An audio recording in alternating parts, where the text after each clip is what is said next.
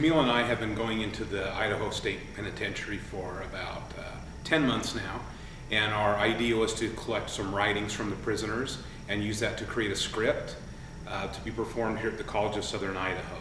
It exploded and turned into something a lot more, and we have been going every 2 weeks and teaching writing to these prisoners. We used their writing to make a script for them, and the prisoners actually performed that at the state penitentiary for an audience of about 100. And then we took some of the other writings and put them together in a script that were performed by local actors on stage here at the College of Southern Idaho. And what you are about to see is some excerpts from those actors reading the work of the prisoners. I've chosen to exist in cement and iron cages since the late 1970s.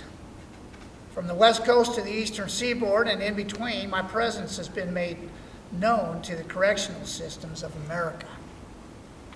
In my late teens, I chose to alter my brain and with the illegal drugs and hard liquor. You know, a kid does not do well in any given situation when they are too young to understand the effects of mind-altering substances. When I look back and remember all the poor choices I've made, I wish that I could take them all back and start over. I've aged over the years. What's the shelf life of a can again? Often considered the day I'm pulled, finally, will I still be good?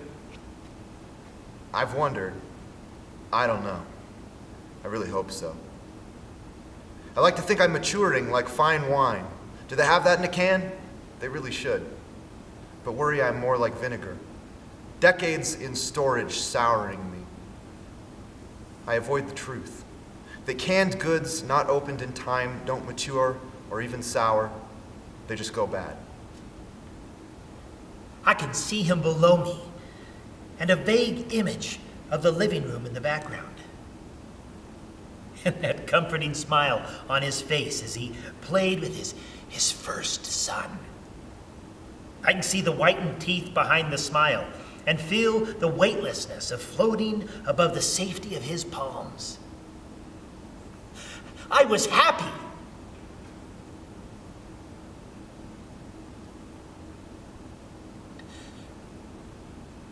I'm not sure if I really remember this or if my mind is filling in an image of something my mom told me he used to do when I was little.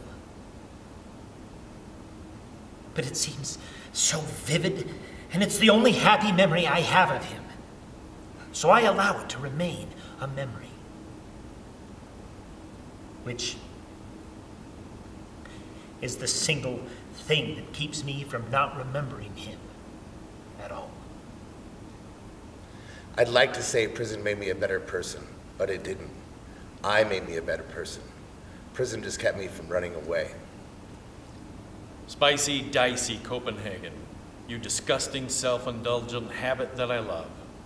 You alienate me from others as I repulse them with the grainy brown stains and stenchy fermenting rot. But I still love you. Where are you when I need your comfort?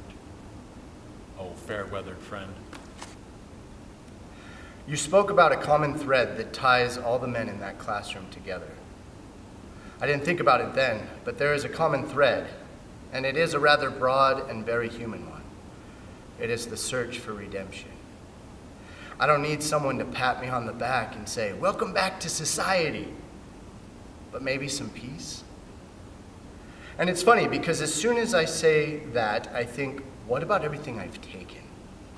Haven't I taken the peace of others? Why do I deserve peace? I go back and forth between longing for redemption and knowing I don't deserve it. It's a hard reality, and I have tried to daydream my way out of it, yet it's still there, smashing me in my mouth every time I come down from the clouds. I just can't help but think that what's going on with this writing and everything is very special.